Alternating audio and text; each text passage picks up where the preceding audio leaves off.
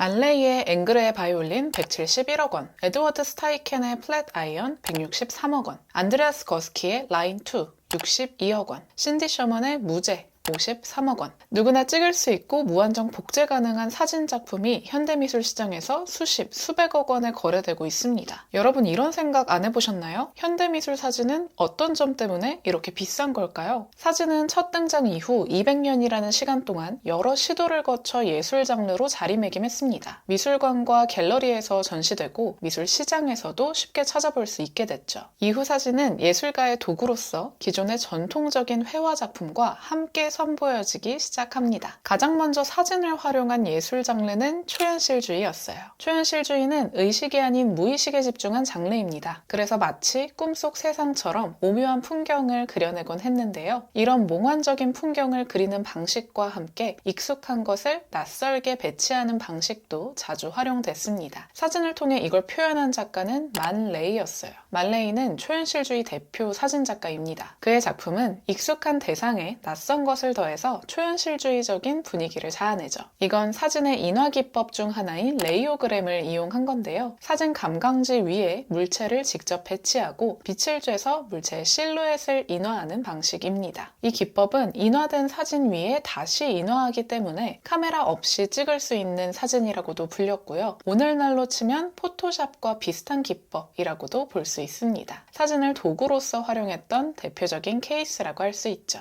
말레이의 사진은 사진 특유의 현실적인 느낌이 전혀 다른 맥락과 합쳐지면서 초현실적인 느낌을 극대화했다고 평가받아요. 한편 1950년대 접어들면서 사진은 예술보다 상업의 영역에서 더 적극적으로 활용이 됐습니다. 대중문화가 발달하면서 상품 촬영 사진이나 패션 사진 등 사진의 영역이 확대된 거죠. 그리고 대중문화를 미술의 영역으로 가져온 팝아트도 자연스럽게 사진의 요소를 차용합니다. 리처드 해밀턴의 이 작품은 콜라주 작품이자 팝아트의 초기 작품이에요. 다양한 대중문화 소스를 활용해서 당시 소비사회와 대중매체의 영향을 비판적으로 탐구한 작품이죠. 당시의 생활 양식과 소비 문화, 대중매체가 일상 곳곳에 침투해 있음을 보여주는데요. 콜라주 형태로 제작한 덕분에 자연스럽게 사진이 작품에도 활용이 됐습니다. 이후 팝아트가 발전하면서도 사진은 계속 활용이 됐어요. 팝아트의 대표 작가인 앤디 워홀은 실크스크린 작업에 앞서 대상을 폴라로이드 사진으로 찍거나 신문이나 매체에 보도된 사진을 그대로 가져다 쓰기도 했습니다. 그렇게 상업사회의 모습을 고스란히 캔버스에 담아냈던 거죠. 이후 이어진 개념미술도 사진을 적극 활용했습니다. 개념미술은 아이디어와 개념을 전달하는 게 가장 중요한 사조예요. 그래서 전통적인 미술 재료나 기법보다는 레디메이드 오브제를 활용해서 메시지를 전달하는 작품이 많습니다. 가장 대표적인 것이 조셉 코스스의 하나이면서 셋인 의자인데요. 이 작품은 실제 의자와 의자를 촬영한 사진, 그리고 의자의 사전적 정의를 나란히 배치해둔 것이 전부입니다. 특별한 기법이나 기교 없이 그 자체를 작품으로 활용한 게 특징인데요. 작품에 활용된 실제 사물의 재현, 사물의 정의는 각각 실체와 재현, 본질을 의미합니다. 미술사에서 오래도록 탐구의 대상이었던 개념들을 그대로 전시하면서 보고, 인지하고, 받아들이는 과정을 다시 생각해보게 만든 작품이죠. 이렇게 사진은 현대미술에 자연스럽게 스며들었습니다.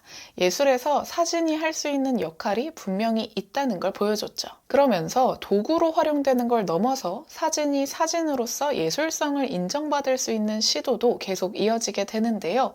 가장 대표적인 것은 컬러 예술 사진의 등장입니다. 눈썰미가 있는 분들이라면 알아채셨겠지만 1편과 앞서 설명드린 사진은 모두 흑백이라는 특징이 있습니다. 당시까지의 컬러 사진은 상업의 영역이나 대중예술의 영역으로 여겨졌기 때문입니다. 그러던 중 컬러 사진을 예술의 영역으로 끌고 온 작가가 등장해요. 바로 윌리엄 에글스턴입니다. 에글스턴은 1960년대 중반부터 컬러 사진을 찍었어요. 당시 라이카 카메라를 활용해서 사진을 찍었는데요. 라이카는 오늘날에도 뛰어난 색감과 표현으로 고가에 판매되는 카메라입니다. 이 카메라를 통해서 일상 속의 사소한 것들을 예술적인 시선으로 포착했죠. 에글스턴 사진 속 대상은 아주 평범합니다. 슈퍼마켓의 주차장, 런던의 택시, 집안의 천장 등 일상의 순간을 예술적으로 포착했죠. 세밀한 구성과 강렬한 색채를 통해서 일상적인 것들의 새로운 시각적인 해석을 더합니다. 에글스턴의 사진은 사진이 단순히 기록하는 도구가 아닌 감성과 분위기를 전달하는 예술적 수단임을 보여줍니다. 마치 표현주의 작품들처럼요. 표현주의 작품은 인물화나 풍경화처럼 일상적인 순간을 그리면서도 작가의 감정이나 개성을 담아낸 덕분에 독특한 분위기를 자아내는데요. 에글스턴의 컬러 사진도 같은 맥락에서 일상을 예술적인 방식으로 제시했다는 점이 높게 평가받았습니다. 이후 1976년 에글스턴의 사진이 뉴욕 현대미술관에 전시됩니다. 이건 컬러로 작업하는 사진작가로서 최초의 개인전이었어요. 이 전시는 많은 비판과 논란을 일으키기도 했지만 후에 컬러 사진이 예술적 매체로 인정받는데 크게 기여했다고 평가받습니다. 이윽고 1980년대 예술사진이 가장 다채롭게 펼쳐지는 시기에 접어들게 됩니다. 이 시기에는 사진의 예술성을 입증하려는 시도보다 하나의 예술 매체로서 어떤 메시지를 담아낼 것인가에 집중하는 모습을 볼 수 있습니다. 첫째로는 구성사진입니다. 구성사진은 사진이 담고 있는 이야기 기능에 중점을 둔 장르예요. 사진이 등장하기 이전인 18에서 19세기 서구 구상회화의 전통을 계승했습니다. 당시 회화에서는 내러티브를 효과적으로 보여주기 위해서 소품이나 제스처 등을 양식적으로 구성했는데요. 구성사진도 과거 회화에서 만든 양식을 이용해 특정한 이야기나 개념을 전달합니다. 가장 대표적인 건 신디 셔먼인데요. 신디 셔먼은 자신의 신체를 매체로 사용해 이야기를 전하는 작가입니다. 사진에 따라서 정체성과 성별, 사회적 역할을 갈아 끼우며 다양한 인물을 연기하죠. 이를 통해 대중문화와 예술에서 여성의 이미지와 역할에 대해 생각해보게 만듭니다. 그의 초기작이자 대표작인 무제필름 시리즈는 70개의 흑백 사진으로 구성되어 있어요. 1950, 60년대 영화 스틸을 연상시키는 사진에서 다양한 스테레오타입의 여성으로 등장합니다. 때로는 성적 대상으로 표현되는 여성에 대해 비판적으로 성찰하거나 웃음 뒤에 숨겨진 쓸쓸함이나 공포 같은 복잡한 감정을 탐색하기도 합니다. 이를 통해 성별의 역할과 대중문화 속 여성의 이미지를 탐구했죠. 다음으로 주목받은 장르는 다큐멘터리 사진입니다. 다큐멘터리 사진은 원래 사회의 정치적 현상이나 이슈를 기록하고 전달하는 데 초점을 맞춘 사진이에요. 그래서 순수예술보다는 언론에서 주로 활용하던 사진 기법이었는데요. 이것을 예술적으로 승화한 작가가 있었습니다. 바로 마틴 파였죠. 마틴은 사진을 통해서 현대인들의 생활과 소비 문화를 강렬한 컬러로 담아냅니다. 하지만 아름답게 연출된 세계가 아닌 다소 풍자적이고 적나라한 사진들이었죠. 이를 통해 실제 우리가 살아가고 있는 현대사회의 이면을 보여줍니다. 그의 작품관이 가장 잘 드러난 건 작은 세상 시리즈예요. 7년간 세계 곳곳의 관광지를 방문하며 여행객을 촬영한 시리즈인데요. 모두가 같은 포즈로 기념사진을 찍고 똑같은 관광상품을 구입하고 똑같은 코스로 똑같은 장소를 차례로 방문하는 모습을 담아냈습니다. 마틴 파는 이 사진을 통해 관광산업이 확대될수록 각 문화의 고유성이 역설적으로 사라지고 세계 곳곳의 장소가 점점 더 비슷해지고 있다는 걸 드러냈어요. 신디 셔먼과 마틴 파가 비판적인 자세로 시대상을 담아냈다면 자신의 사적이고 내밀한 이야기를 꺼내 보인 작가도 있었습니다. 바로 낸 골딘이었죠. 골딘의 대표 작품집 성적 의존의 발라드는 자신과 친구들의 사적인 일상을 포착합니다. 마치 일기장을 보는 듯 감성적이고 개인적인 사진들로 구성되어 있죠. 이 사진들은 대부분 인스타매틱으로 촬영됐습니다. 저렴한 가격에 누구나 쉽게 쓸 수 있는 아마추어용 소형 카메라죠. 그래서 일반 가정에서 촬영한 사진과도 비슷한 분위기를 자아내면서 내밀하고 사적인 이야기를 들여다보는 듯한 감상을 극대화합니다. 이처럼 사진은 과거의 회화가 그랬던 것처럼 사회상을 비판하거나 본인의 내적인 이야기를 풀어놓으면서 시대상을 고스란히 담아냈습니다. 그렇게 예술 장르로서 단단히 자리매김할 수 있었죠. 그럼에도 사진이 극복해야 될 것이 하나 남아 있었는데요. 바로 예술작품의 가장 근본적인 가치라고 불리는 유일무이함이었습니다. 사진은 기술적으로 무한정 찍어낼 수 있기 때문에 높은 시장 가치를 가지기 위해서는 기존 회화작품이 고가에 판매된 그 특성을 따라갈 수밖에 없었습니다. 되었습니다. 오늘날 미술품이 고가에 판매될 수 있는 가장 큰 특징은 희소성입니다.